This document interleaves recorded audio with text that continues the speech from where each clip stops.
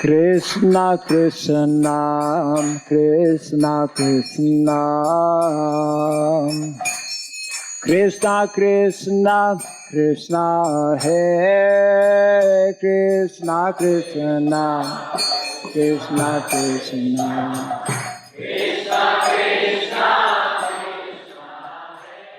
Om Ajnanatimirandasya Gyananjana Shalakaya Chakshurandritam Jena Tasmai Shri Gurave Namaha Shri Chaitanya Manobhistam Stapitam Jena Bhutale Swayam Rupa Kadamahyam Dadati Swapadantikam Vandeham Shri Guru Shri Juta Padakamanam Shri Gurun Vaisnavam Shyam Shri Rupam Sagrajatam Sahagana Raghunatam Vitam Tvam Sajivam Sadvaitam Savadutam Parijana Sahitam Krishna Chaitanya Devam Shri Radha Krishna Padam Sahagana Lalita Shri Vishakam Vitam Scha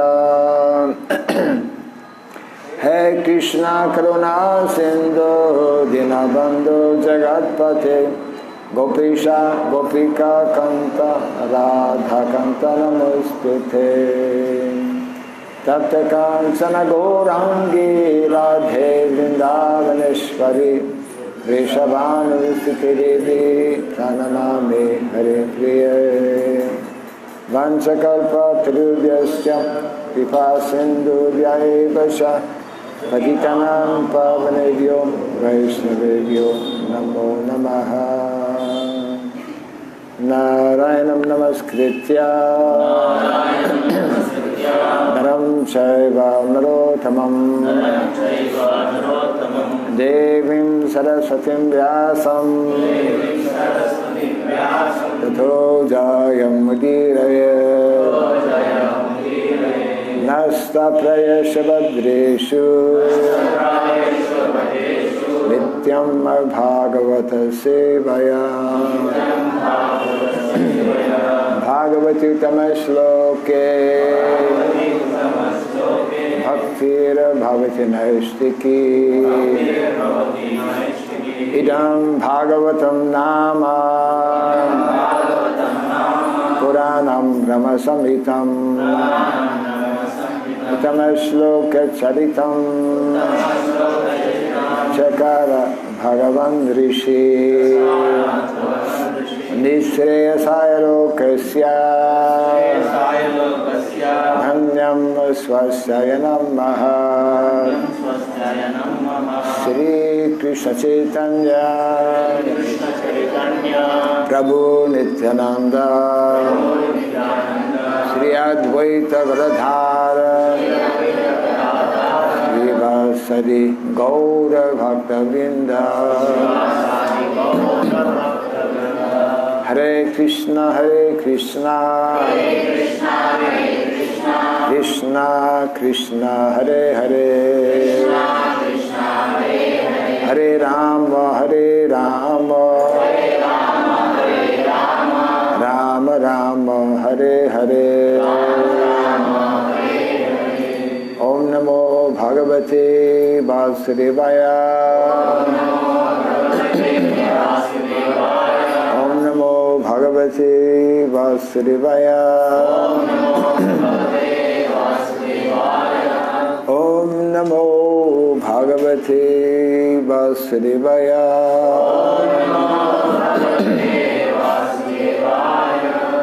Om Shri Surabhyay Namaha Shri Surabhyay Namaha Om Shri Surabhyay Namaha Mukham karoti vasaram pangum langayate girim Yat kripa tamaham bande Shri Varum Dinatharam Yat kripa tamaham bande Shri Varundinataranam. Hare Krishna.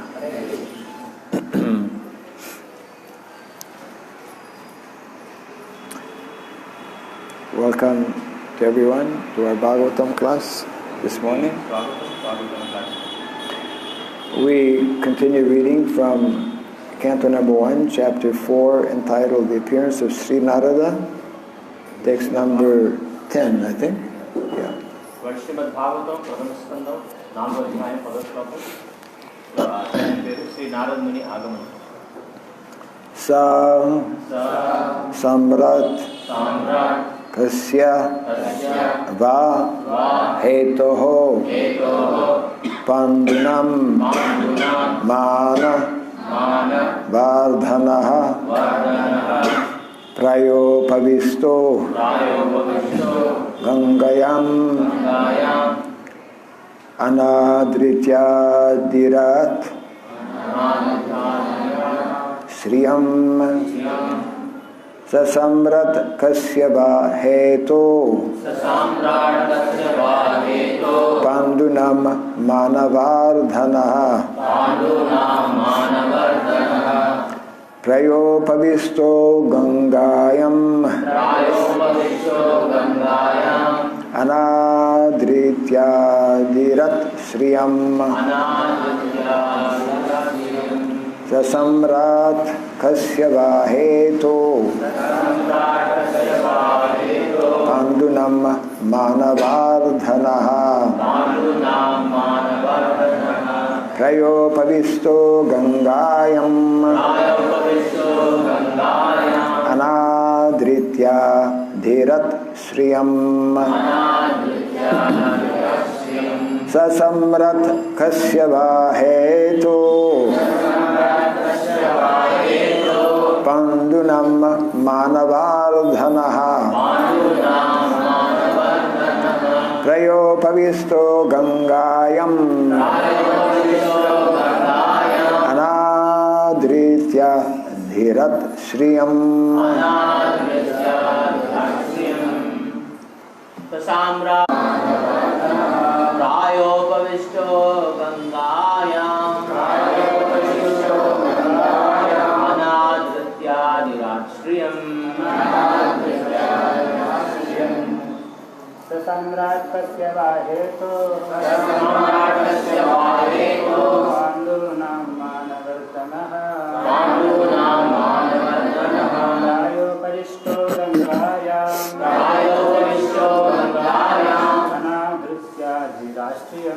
Anadrityadirat Sriyam Sasamrat Kasyava Heto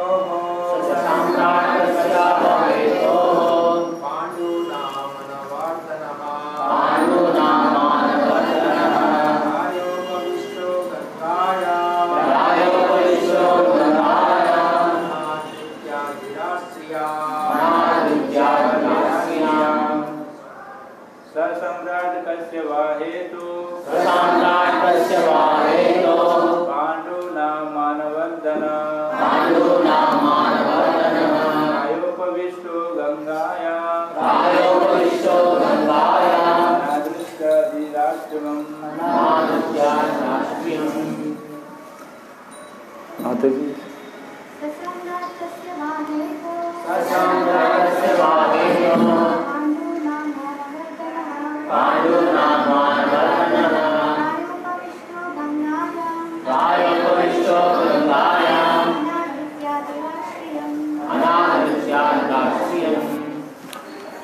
Saha he Samrat the emperor Maharaju Kasya for what? Va or Leda Etoho reason Pandunam of the sons of Pandu Manavardhanaha one who enriches the family.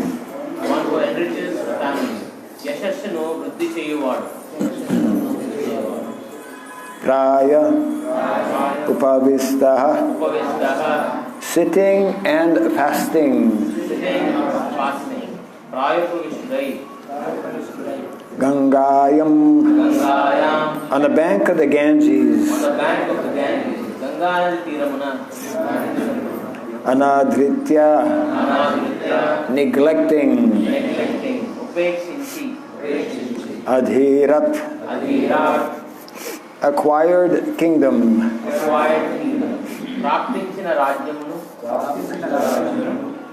Sriyam, opulences. Translation and purport by His Divine Grace A.C. Bhaktivedanta Swami Srila Prabhupada Ki. He was a great emperor and possessed all the opulences of his acquired kingdom.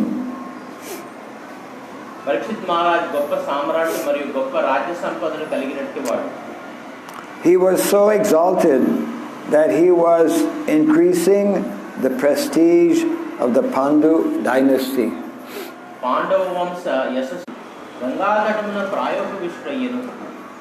Purport. Maharaj Parikshit was the emperor of the world and all the seas and oceans, and he did not have to take the trouble to acquire such a kingdom by his own effort. Parikshit Maharaj sarva samudramulato కూడినటువంటి సమస్త ప్రపంచమునకు మహారాజు అయ్యుండెను. He inherited it from his grandfathers Maharaj Yudhishthir and brothers. తన స్వయం కృషి ద్వారా అట్టి విశాల సామ్రాజ్యం పొందవలసిన అవసరం అతనికి కలిగింది. తాతలైన ధర్మరాజాది పాండవుల నుండి అది అతనికి సంక్రమించి ఉండేది. Besides that, he was doing well in the administration and was worthy of the good names of his forefathers. వీటికి తోడుగా రాజ్య పరిపాలన చక్కగా చేయొచ్చు అతడు పాండవుల యశోకారుడిపై నిలిచాడు. Consequently, there was nothing undesirable in his opulence and administration. తత్కారణముగా ఐశ్వర్యులందు రాజ్య పరిపాలనందు అతనికి అవాంఛితమైన ఏదీనూ లేకుండేది. Then why should he give up all these favorable circumstances and sit down on the bank of the Ganges fasting till death? అట్టి ఎడ అతడు ఎందుకునగు ఈ అనుకూల పరిస్థితులను త్యజించి గంగా తటమున వాయుపవిష్ఠుడు కావలసి వచ్చింది. This is astonishing, and therefore all were eager to know the cause. ఇది నికముగా ఆశ్చర్యకరమైనది.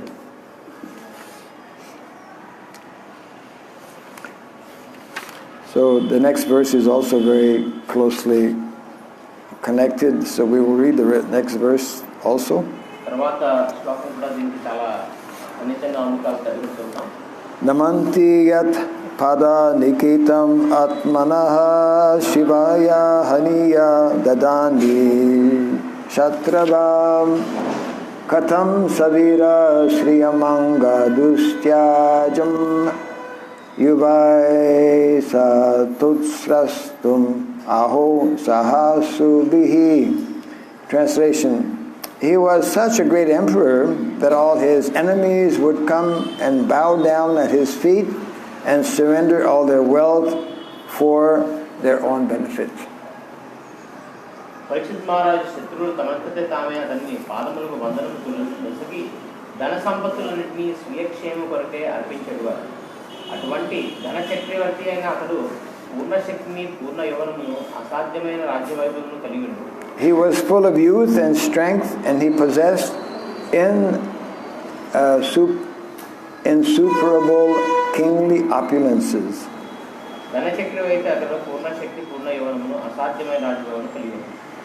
Why did he want to give up everything, including his life?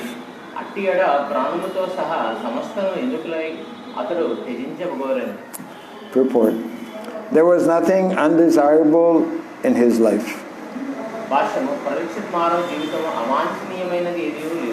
He was quite a young man and could enjoy life with power and opulence. యవనవంతుడై అతడు శక్తి ఐశ్వర్యం కలిగి కూడి జీవితను అనుభవింప సమర్థుడై ఉండెను. So there was no question of retiring from active life. కావున క్రియాశీల జీవనం నుండి విరమించుట ఎనడి ప్రశ్నయే ఉదయించింది. There was no difficulty in collecting the state taxes because he was so powerful and chivalrous that even his enemies would come to him and bow down at his feet and surrender all wealth for their own benefit. అంతేకాక శిస్తులను వసూలు చేయుట యందును అతనికి గొప్ప కష్టమేదీనూ లేకుండెను.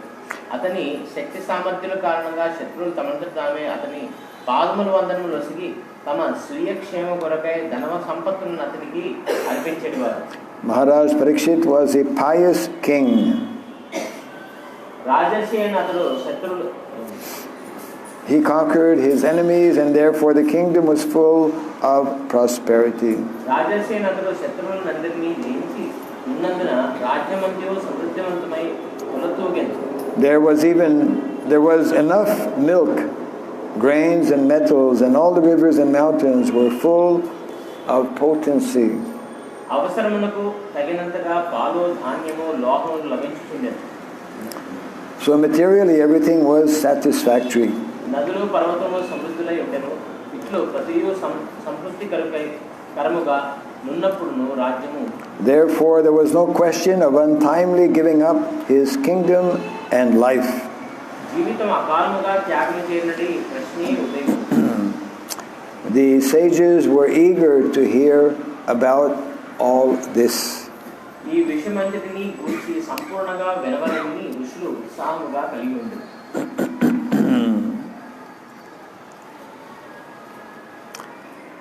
So these two verses are describing the material opulence and exalted position of Parikshit Maharaj. ఈ రెండు శ్లోకాలు కూడా పరీక్షిత్ మహారాజ్ యొక్క భౌతిక సంపత్తి గురించి వివరిస్తున్నారు. We heard in the last class how Parikshit Maharaj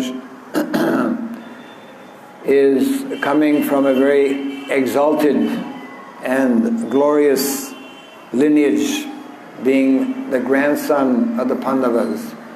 మనం నిన్న చర్చించుకున్నాం ఎలా పరీక్షిత్ మహారాజ్ గొప్ప వంశం నుంచి ఆయన పుట్టాడు వంశంలో.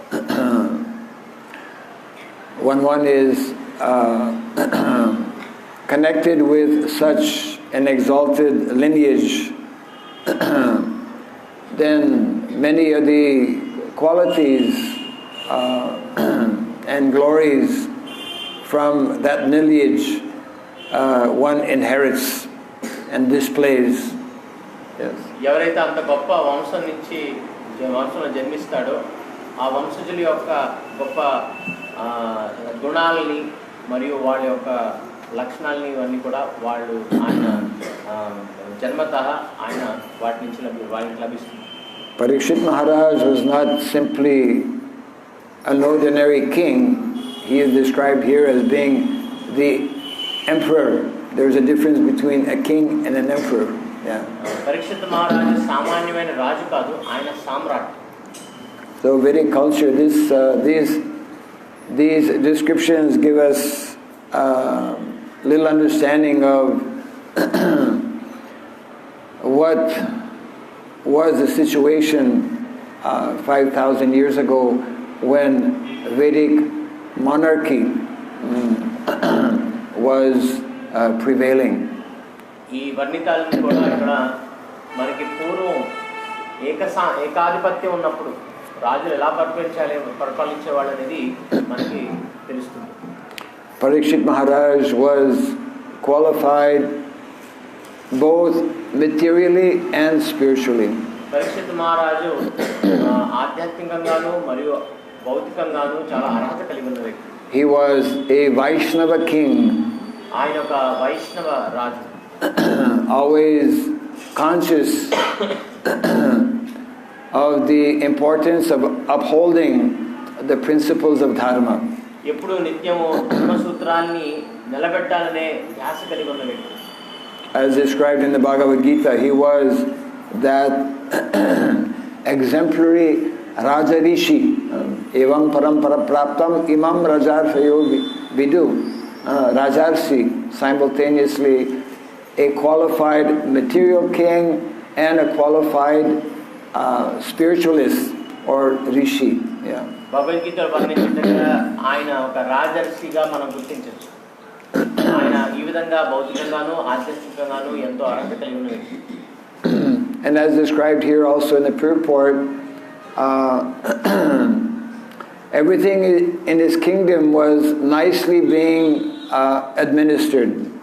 ఇక్కడ వర్ణించినట్టుగా శ్లోకంలో ఆయన రాజ్యంలో కూడా అంతా కూడా సమృద్ధిగా సక్రమంగా జరుగుతూ ఉందన్నమాట. It was full of opulence. ఎంతో వైభవాలతో నిండి ఉందన్నమాట. He had no difficulty in collecting taxes, even those who were his enemies, as mentioned here, would naturally, automatically surrender their wealth to him. పన్నుల్ని వసూలు చేయడంలో ఆయనకి పెద్దగా ఇబ్బంది లేదు. తప్పితే ఆయన శత్రువు అనే వాళ్ళు కూడా ఆయన శక్తి సామర్థ్యాలను చూసి ఆయన పాదాల దగ్గర పన్నులు చెల్లించేవాడు.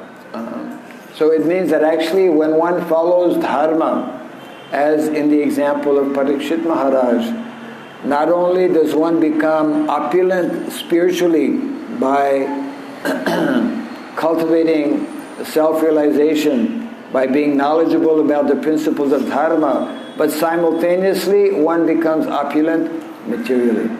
దీన్ని బట్టి చూసినట్టయితే పరీక్షిత్ మహారాజు లాగా ఎవరైతే ధర్మసూత్రాలని ఆచరిస్తుంటారో వాళ్ళు ఆధ్యాత్మికంగానే వైభవాన్ని పొందటమే కాదు భౌతికంగా కూడా వాళ్ళు ఎన్నో పొందగలుగుతారు. Yes, we see this actually when we read the descriptions of the residents of Vrindavan. ఇది మనం ఇంకొక చోట మనం చూసినట్టయితే వృందావన వాసులు కూడా ఎంతో వైభవంగా ఉంటారు. All the residents of Vrindavan had all of their material necessities very nicely taken care of. They were very opulent. They were wearing silk cloth, not plastic cloth like today. Brindavana వాసులు కూడా అన్ని రకాలుగా భౌతికంగాను వాళ్ళు ఎంతో వైభవంగా ఉండేవాళ్ళు. అంతా కూడా పట్టు వస్త్రాలు ధరించేవాళ్ళు. ఈ రోజుల్లో ప్లాస్టిక్ వస్త్రాలు లాగా. Actually, most of us don't realize, but most of us wearing what is called synthetic cloth. Synthetic cloth is another way of saying plastic cloth. చాలా మంది గుర్తించరు దీన్ని, కానీ మనంతా ఇంటికి శాతం మనం ధరిస్తున్న దుస్తులన్నీ కూడా సింథటిక్ దుస్తులు అని చెప్పచ్చు. అంటే సింథటిక్ దుస్తులు అంటే ఇంకో రకంగా చెప్పాలంటే ప్లాస్టిక్ దుస్తులు. Our body is not meant to wear unnatural synthetic or plastic cloth. It is harmful to the body actually. మన శరీరం ఈ సింథటిక్ ఇలాంటి దుస్తులు ధరించడానికి సమర్థం. ఇది మనకి చాలా ప్రమాదకరం కూడా. Yes, we are meant to wear natural, wholesome cloth made from pure cotton.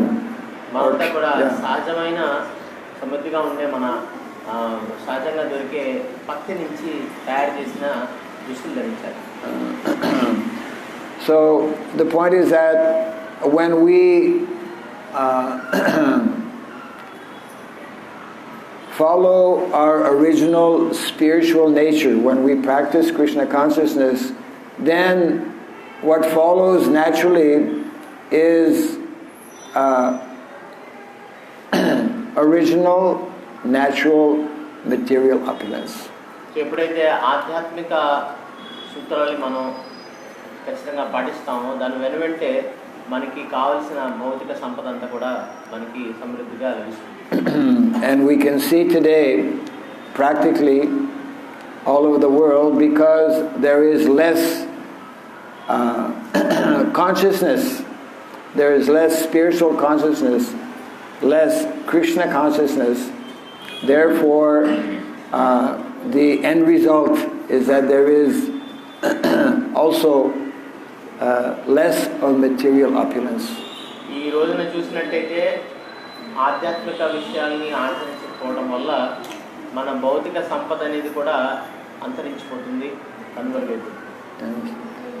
So in this way, the situation of Parikshit Maharaj is being described, that he had everything in his kingdom was very nicely administered. Everyone was satisfied and happy.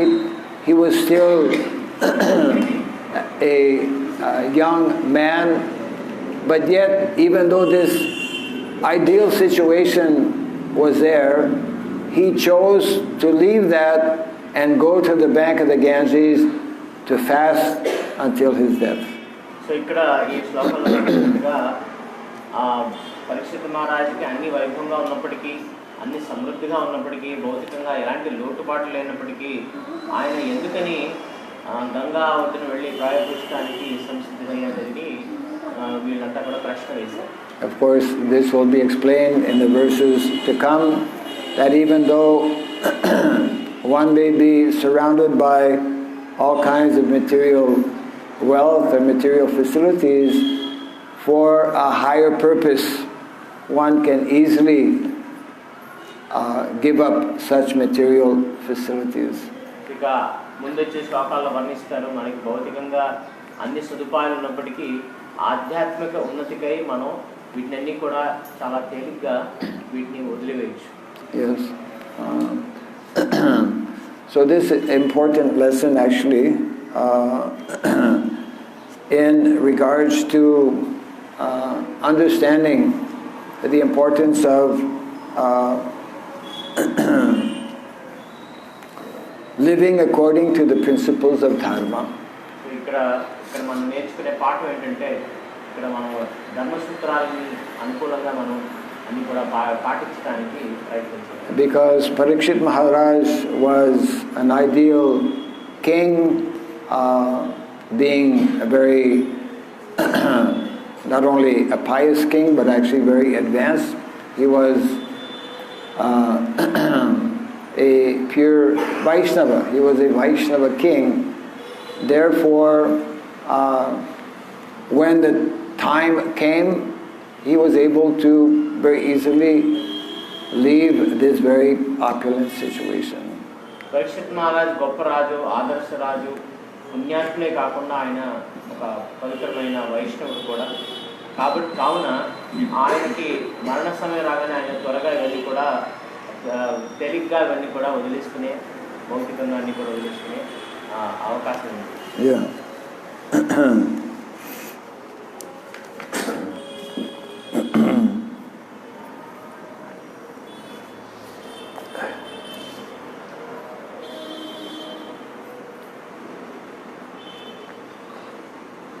In the purport it mentions how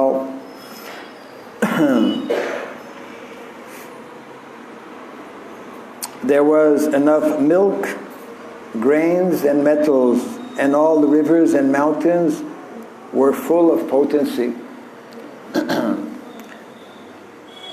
ఇక్కడ తాత్పర్యం భాషలో చెప్పినట్టుగా పాలు, ధాన్యము, లోహములు, నదులు, పర్వతాలు కూడా సమృద్ధిగా వాళ్ళకి సదుపాయాలు. What does it mean for rivers and mountains and land to be full of potency? దీని అర్థం ఏంటి? నదులు, పర్వతాలు, భూములన్నీ కూడా చాలా శక్తి కలిగి ఉన్నవని దానికి అర్థం ఏంటి? Actually, one time Srila Prabhupada was walking with his cane and he stopped. He was surrounded by so many devotees and he stopped and he started scratching the ground. Prabhupada గారు వారి భక్తగణంతో, శిష్యగణంతో వెళుతుండగా ఒకదాని ఒక దగ్గర ఆగి తన చెయ్యి గరతో అక్కడ భూమి మీద కరగటం మొదలుపెట్టారు. And he was making the point that actually in the ground he actually made the statement, there is gold in the ground. ప్రభుపాదుల వారు ఆ చీకరతో చూపిస్తూ మీకు తెలుసా ఈ భూమి కింద బంగారం ఉందన్నారు. Actually, it is a fact. All kinds of wealth, this is nature's arrangement. All kinds of wealth is hidden in rivers, in mountains, and within the land. అన్ని రకాల ధనం అనేవాడిని కూడా సంపత్ అంతా కూడా మన భూముల్లో, మన నదుల్లో, మన పర్వతాల్లో నిక్షిప్తమైందని. Yes, when we are dharmic and when we do not exploit the mountains and the rivers and the forests and the land as we are doing today, they give us so much of wealth. మన కనుక ధర్మసూత్రాలను ఆచరిస్తూ మనకున్న నదులు, పర్వతాలని, నదుల్ని, భూముల్ని పాడు చేయకుండా, అతిగా వాడకుండా ఉన్నట్లయితే అవి వాటంతట అవే మనకు కావలసినవన్నీ కూడా సమృద్ధిగా సమకూరుస్తాయి. Yes, and therefore by nature's arrangement, Krishna has created this world in such a way that there is so much of variety. We call in modern day society biodiversity. Biodiversity means unlimited varieties of plants, unlimited varieties of animals, unlimited varieties of insects, etc. కృష్ణుని యొక్క సృష్టిలో ఎంతో వైవిధ్యత ఉంది. మనం ఈ రోజులు చెప్పినట్టుగా biodiversity అంటే భౌతిక వైవిధ్యత, అంటే ఎన్నో రకాల జంతువులు, ఎన్నో రకాల చెట్లు, ఇలాంటివి కృష్ణుని సృష్టి అంటారు. It has been established and explained that if you take one handful of soil in your hand, one handful of healthy soil, not today's soil, one handful of healthy soil, there are more microorganisms, there are more life entities in one handful of soil than there are in the whole population of the world. What's the population of the world? Over 7 billion. 7 billion people are living in the world today. There are more living entities in one handful of soil than the entire population in the world. That's Krishna's. స్థాపించబడింది, ప్రయోగాలు చేసి దాన్ని పరిశీలించి స్థాపించబడింది ఏమంటే, మనం ఒక పిడికడు ఆరోగ్యకరమైన మట్టి, ఈ రోజులో మట్టి కాదు, ఆరోగ్యకరమైన మట్టిని కనుక మన చేతిలో తీసుకున్నట్టయితే దాంట్లో ఉన్న క్రిమికీటకాలు ఎన్ని ఉన్నాయంటే ఒక పిడికటి చేతిలో ఉన్న మట్టిలో ప్రపంచంలో ఉన్న జనాభా కన్నా ఎక్కువ ఉంటాయంట. ప్రపంచ జనాభా 7 బిలియన్లు, దానికి మించి అలా ఉన్నాయి. అయితే మనం ఆరోగ్యకరమైన మట్టిని కనుక మన చేతిలో పిడికలో తీసుకున్నట్టయితే అన్ని క్రిమికీటకాలు దాంట్లో ఉన్నాయని స్థాపించారు. But in many places where agriculture, farming is being done in an unnatural way, by what we call mechanization, without following the natural, original, scientific system given in the Shastra, if you pick up a handful of soil, it's no longer soil, it is sand practically, and there's no life left, practically speaking, and therefore cannot grow anything. Yeah. కానీ ఈ రోజుల్లో కనుక అసహజంగా వ్యవసాయం చేస్తున్న మట్టిని కనుక చూసినట్లయితే దాంట్లో క్రిమికీటకాలు లేకపోగా అదంతా కూడా కేవలం ఇసుకలాగా మనకు కనబడుతుంది. This is what happens when we think ourselves to be the master and the enjoyer. We want to manipulate and enjoy material nature by extracting more and more unlimitedly, as we are doing all over the world, and therefore causing very great imbalance in nature. అందుకని మనం ఈశ్వరుని నేనే భోగినని ఆ భావంతో కనుక భౌతిక సంపత్తులన్నీ వాడుకోవాలని ఉద్దేశించినట్టయితే ఇలాంటి మనకి ఫలితాలు మనం అనుభూతి పొందాల్సి ఉంటుంది. Just like the short skits yesterday If you go to the country, you cannot drink the water in most places. If there is water, in many places there is no more water. It is dry. Dry rivers, dry lakes. Yeah. నిన్న చేసిన చిన్న నాటకంలో చూసినట్టయితే ఈ రోజుల్లో మన గ్రామాలకు వెళ్ళినా నీళ్లు ఉండట్లేదు, ఉన్నా తాగే పరిస్థితి లేదు.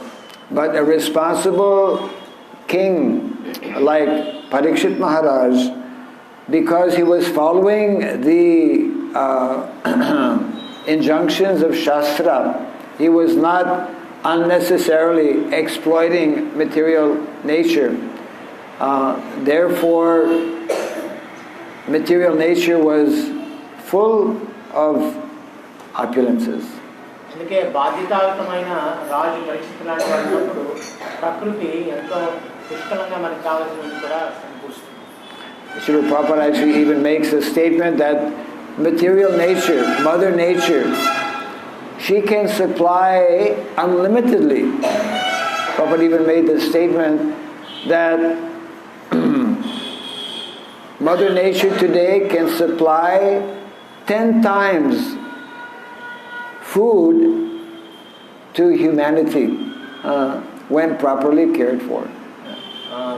ప్రకృతి తల్లి రూపంలో ఉండే ప్రకృతి మనకి సమృద్ధిగా అన్నీ మనకి సమకూర్చచ్చు. ఇప్పుడు ఏమంటారంటే ఇప్పుడు జనాభా పెరుగుతుందని ఒక అపోహ ఉంది, కానీ ఇప్పుడున్న ప్రకృతి తల్లి మనకి ఇప్పుడున్న జనాభాకి 10 రెట్లు ఎక్కువ ఉన్నా సరే సమృద్ధిగా అందరికీ ఆహారం అందించే శక్తి కలిగి ఉంది. So there are many wonderful descriptions actually in the Bhagavatam whereby we learn how when the nation or country is ruled by a saintly king, by a Vaishnava king, all of the residents are happy because they are cared for both spiritually and materially. ఈ విధంగా ఏదైతే రాజ్యంలో కనుక ఒక సాధు పురుషుడు ఒక వైష్ణవ రాజు కనుక పరిపాలిస్తే అక్కడ ప్రకృతి అక్కడ ఉన్న ఆ రాజ్యవాసులందరికీ కూడా సమృద్ధిగా ఆధ్యాత్మికంగా మరియు భౌతికంగా పురోగతికై అన్నీ కూడా సమకూరుస్తుంది. So therefore it is explained how the real opulence in the Vedic culture is in terms of how much land one is having, how many different animals, especially how many cows one is possessing, and how much of grains one is able to produce and store in the granary. ఈ విధంగా భౌతిక సంపద అనే లెక్క మన శాస్త్రాల్లో వేరుగా ఉంది. ఎన్ని ఆవులు ఉన్నాయి, ఎన్ని అధిక సంఖ్యలో ఆవులు ఉన్నాయి, ఎంత ధాన్యాధారం పండగల మన నిలువ ఉన్నది, వీటి ఆధారంగా మన సంపదని లెక్కేసేవారు. So by hearing these descriptions we can come to understand what is actually the real meaning of both spiritual and material opulence. ఈ విధంగా ఇలాంటి వర్ణాల్లో మనకి నిజమైన ఆధ్యాత్మిక సంపద ఏమిటి, మన భౌతిక సంపద ఏమిటి కూడా మనకి తెలియజేస్తుంది. Yes. We have a few minutes for some comments or questions on this verse. Actually, like I have a question.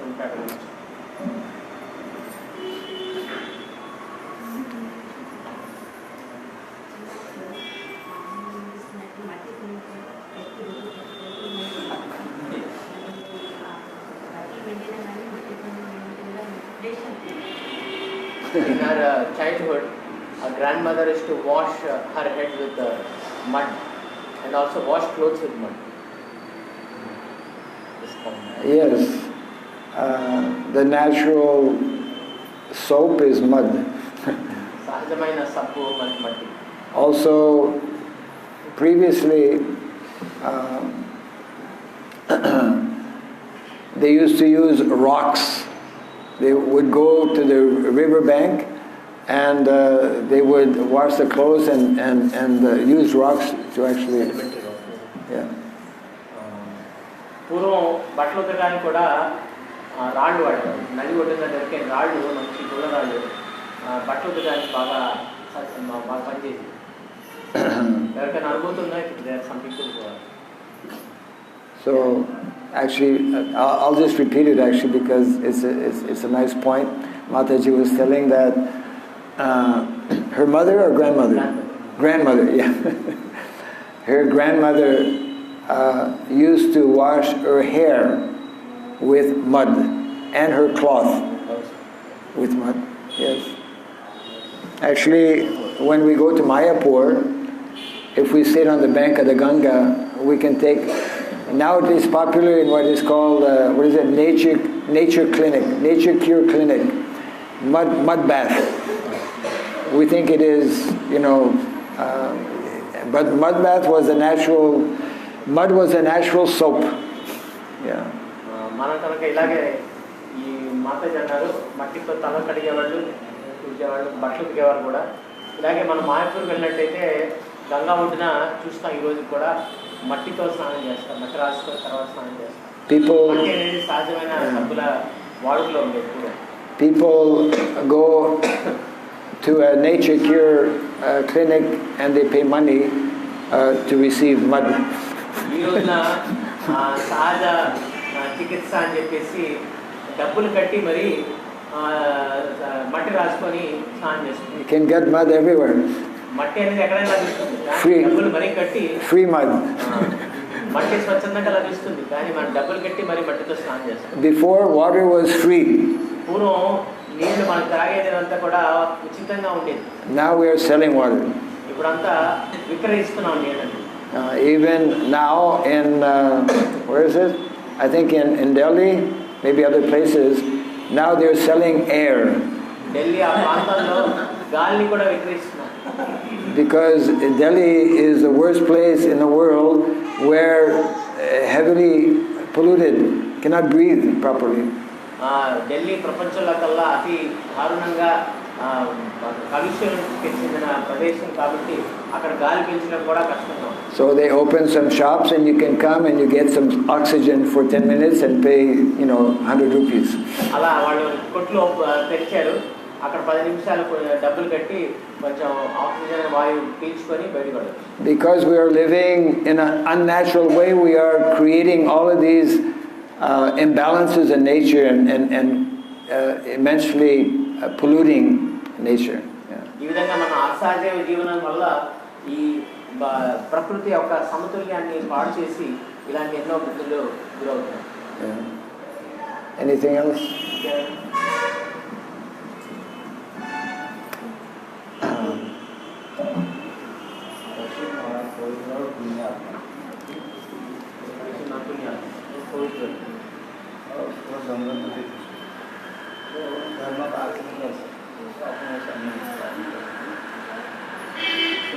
We see all these things because Parikshit Maharaj happened to be a very pious king. Everything is happening. But what is our state of affairs now? What we can do? We have to create another Parikshit Maharaj. We have to train, we have to educate ourselves and train ourselves, especially to prepare future generations. That's the whole mission of Krishna consciousness, to educate ourselves and to give the opportunity that maybe we did not have of receiving this kind of training and education. That means Gurukul training, Gurukul education, so that we can have more and more individuals who are following these principles of Dharma, and gradually, eventually, we will have such responsible leaders in society. దీనికోసం మనం అలాంటి పరీక్షిత్ లాంటి రాజులను తయారు చేసిన అవసరం ఉంది. ఇది కృష్ణ చైతన్య ఉద్యమం స్వామి యొక్క ఒకానొక లక్ష్యం కూడా. ఎందుకంటే గురుకుల వ్యవస్థ స్థాపించినట్టయితే ఈ ధర్మసూత్రాలని ఆచరించే వాళ్ళు అధిక సంఖ్యలో అయినప్పుడు, వాళ్ళు క్రమేణా భవిష్యత్తులో నాయకులు అయినప్పుడు ఇలాంటి మనం అనుభూతి మనం పొందే అవకాశం ఉంది. కాబట్టి ఈ శిక్షణ అనేది మనం స్వీకరించకపోవచ్చు, మన జీవితంలో మనం పొందకపోవచ్చు, కానీ రానున్న తరానికి ఈ శిక్షణ అందించాల్సిన అవసరం ఎంతగానో ఉంది. And we can now begin by taking what is called baby steps, by becoming more closely connected with the land, by growing at least some portion of our own food so that we get natural, wholesome, healthy food. There are many different ways that we can do, at least on a small scale, wherever we may be, and in this way our consciousness can be more, can be increased. So దానికని మనం చిన్న అడుగులు వేయచ్చు, దీనికోసం మనకున్న భూమితో మనం ఇంకెక్కువగా వాటితో సాంగత్యంలో ఉంటూ భూమి నుంచి మనకు కావాల్సిన ఆహారం మనం ఉత్పత్తి చేసే ఆ ప్రయత్నాలు చేస్తూ ఈ విధంగా చేస్తున్నట్టయితే మనం క్రమేణ ఆదర్శానికి. Actually, for our own health, our own physical health, and for our very survival, it is necessary for devotees to take certain measures. Otherwise, we simply continue taking, for example, food which is not conducive, which is not giving us good health. We continue to consume milk which is actually not milk, and therefore we should be more conscious about these things.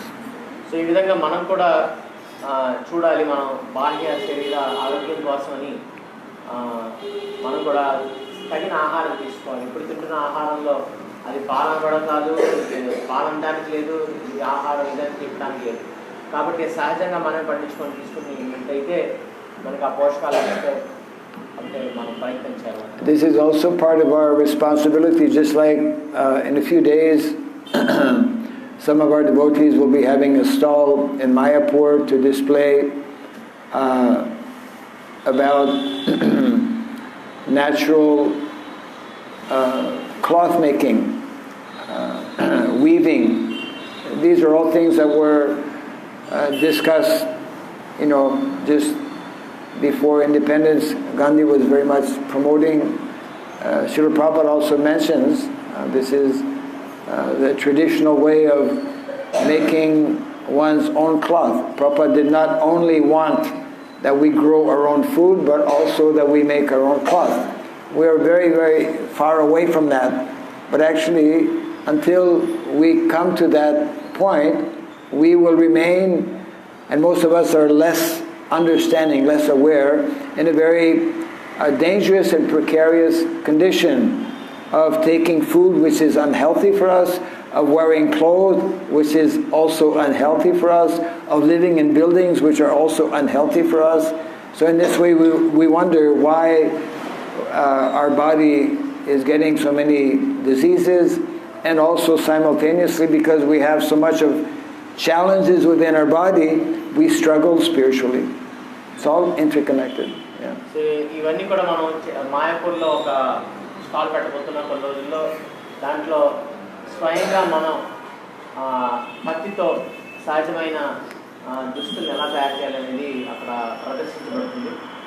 ఇక్కడ చాలా అవసరం మనం తినే ఆహారం కలుషితం అయితే ఆరోగ్యం ఎలా ఉంటాం, మనం వేసుకునే బట్టలు మనకి హాని చేసుకుంటే మనం ఎట్లా సాధించాలి, అలాగే మనం ఉంటున్న ఇల్లు కూడా చాలా మనకి హాని చేస్తున్నట్టుంటే ఇవన్నీ కూడా ఉన్న పరిస్థితిలో మనం ఆరోగ్య సమస్యలు తెచ్చుకొని మనం సరిగ్గా ఆధ్యాత్మిక ఉన్నతి ఎలా సాధించవచ్చు. కాబట్టి ఇవన్నీ కూడా మన సాధనలో భాగం. వీటిని సరిగ్గా సమకూర్చుకొని అప్పుడు సాధనలో వచ్చే కష్టాలు కొంచెం తగ్గే అవకాశం ఉంది. Any other? Yes. వ్యవసాయం చేస్తాం, సహజ సేంద్రియాలు ప్రతి ఒక్కరూ అదే చేస్తాం.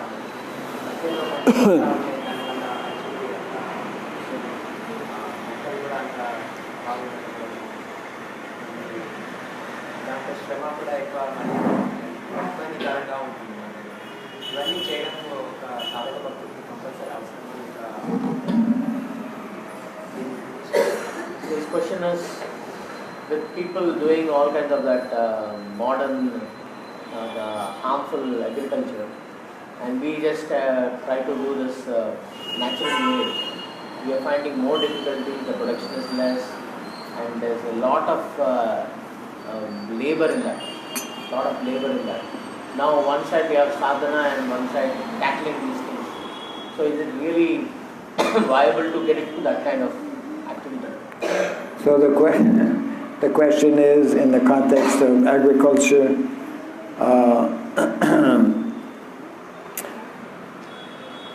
is it really viable or practical to do agriculture or farming in a more natural way, because the yield will be less and because it requires a lot of work and energy, and nowadays we have much less of energy. Our bodies are not so strong. These are some of the standard arguments given by farmers, actually. And they may appear initially like good arguments. Yes. Why go through so much trouble? And it takes much longer because the soil is also very bad, and we cannot immediately turn that soil into natural organic soil. So we should understand that the situation as it stands now, if we allow this to continue, we will simply become more and more destroyed. We are gradually destroying our soil. The more we destroy our soil, we destroy ourselves. First point. Yeah.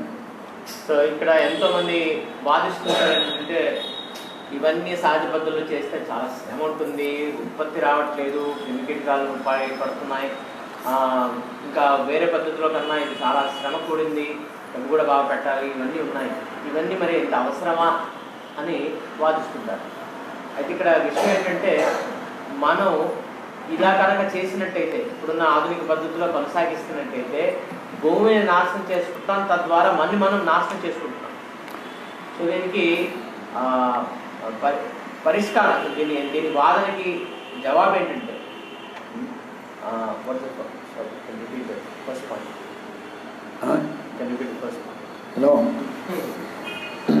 I'm already thinking of what I'm going to say next. So you have to capture, and what you capture, you say.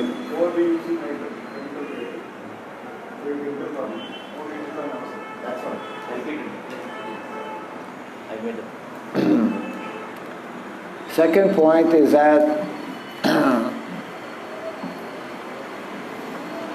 not only modern day agriculture, but any kind of work or activity, we have allowed false understanding or false notions to be introduced. In other words, we think that we should work for profit. We think that we should farm for profit. That is not according to Shastra. That is not according to Bhagavad Gita. We are meant to work for the pleasure and satisfaction of the Lord, not being attached to the results. Now people, if there is no profit at the end, they will not work. So therefore, there needs to be a change in mentality as to why we are doing farming in the first place, or why we're doing any kind of activity. So this is also an important dimension or aspect. If it is not addressed, if it is not changed, then no matter what we try to introduce, people will not be successful. Yeah. So ఇక్కడ మన ఆలోచన విధానాన్ని మార్చుకోవాల్సిన అవసరం. ఇప్పుడున్న పూర్తి వ్యవసాయ రంగంలో ఉన్న ఆలోచన విధానం ఏంటంటే, నేను పంట పండిస్తాను, దాంట్లో లాభాలు కావాలి, లాభాలు రాకపోతే నేను పడిస్తాను. కానీ భగవద్గీత మన శాస్త్ర ఆధారంగా చూసినట్టయితే మనం పని చేయాలి, లాభాన్ని మనం భగవంతుడికి వదిలేయాలి. ఈ మనోభావంతో కనుక చేయనట్టయితే మనం ఎన్నన్నా మనం చెప్పండి సహజంగా చేయండి, అలా చేయండి, ఇలా చేయండి, ఇవేమీ పనికిరావు. సో మన మనోభావాన్ని మార్చుకునే అవసరం ఎంతగానో ఉంది. మనం చేసే పనంతా కూడా భగవంతుడి ప్రీత్యార్థమే చేయాలి, కానీ ఏదో ఫలితాలను ఆశిస్తూ కనుక చేసినట్టయితే ఇదేది సరిగ్గా పనిచేయదు. So therefore these two things have to go parallel. Individuals need to understand why they're doing something, means they need to have the proper dharmic understanding, number one. And secondly, they need to also learn materially why, by doing things in a natural way, on the long run, even immediately, we will get materially better results. ఈ రెండు సూత్రాలు మనం గుర్తుపెట్టుకోవాలి. ఒకటంటే ధార్మికంగా ఆలోచిస్తూ, అంటే ఫలాపేక్ష లేకుండా భగవత్ ప్రీత్యార్థమే చేయాలనుకుంటే భావన కలిగి చేయడం ఒకటి. రెండోది వచ్చేసి ఇలా సహజంగా చేసినట్టయితే బహుశా దీర్ఘకాలికంగా లేదా వెంటనే మనకు వచ్చే ఫలితాలు ఏంటి, మన ఆరోగ్య సమస్యలు తీరుతాయి, భూమి యొక్క ఆరోగ్యం బాగా ఉంటుంది, మన ఆరోగ్యం కూడా బాగుంటుంది అనేది మనం గుర్తించినట్టయితే భౌతికంగా మనం ఈ పద్ధతిని ఎన్నుకునే అవకాశాలు. So in a practical way, it means that we have to convince individuals, in this case, in the context of our discussion, farmers, to begin taking one section of their land to convert it gradually into natural organic soil, and to start producing wholesome natural food that will immediately bring benefit health-wise to the family. So ఈ విధంగా మనం ఆచరణీయంగా చెప్పాలంటే ఇప్పుడున్న రైతులు వాడుకున్న భూమిలో కొంత భాగమైన ఈ సహజ పద్ధతిలో చేయటం అనేది ప్రారంభిస్తే వాళ్ళకి అర్థమవుతుంది దాని యొక్క విలువేంటి. We have to again re-establish the natural cycle that is meant to be there. And that cycle includes cows. That cycle is presently broken. So when cows are again reintroduced in farming, there's this natural cycle whereby the presence of cows will help the soil to become rich and fertile. The food production will then be healthy for both humans as well as animals, because now not only humans are suffering because of the situation in agriculture, but also animals.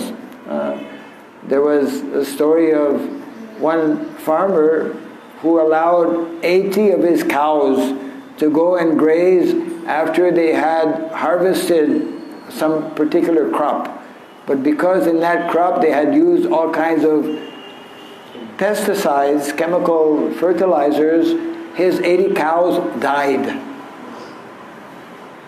So even the paddy that we are feeding our cows, if it is not organic, therefore it is harmful to the cows. So the idea of re-establishing, putting back together the natural cycle given by Krishna in terms of farming and in so many other areas as well, only then there is hope. Otherwise, we are simply on the path for total destruction. Yeah. మనం కృష్ణునిచ్చిన ఈ ప్రకృతి వలయం ఉంది, అంటే భూమి, పశువులు, ముఖ్యంగా ఆవులు. ఈ ఆవులు అనేది వ్యవసాయానికి దూరం అయిపోయాయి. ఎందుకంటే ఆవులు ఉండటం వల్ల భూమికి ఎంతో సారం పెరుగుతుంది. సో ఆవుల్ని వ్యవసాయానికి తీసేసరికి ఈ వలయంలో మనకి చక్రంలో మనకి తేడా వచ్చేసి ఒక పరిస్థితి చెప్తున్నాను. ఎందుకంటే మనకి ఆవులు, భూమి ఇవి రెండు లేకపోతే అవుతుంది. ఇప్పుడున్న పరిస్థితుల్లో ఆవులు కనుక భూమికి తీసుకెళ్ళినట్టయితే, ఒకనొక రైతు, ఆయనకి 80 ఆవులు ఉన్నాయి, తను అక్కడ ఒక పొలాన్ని తీసుకెళ్ళాడు. అక్కడంతా కూడా వరి వేసినట్టున్నారు. వరి అంతా కూడా కోతకు వచ్చినాక అక్కడ ఆవులు వదిలాడు.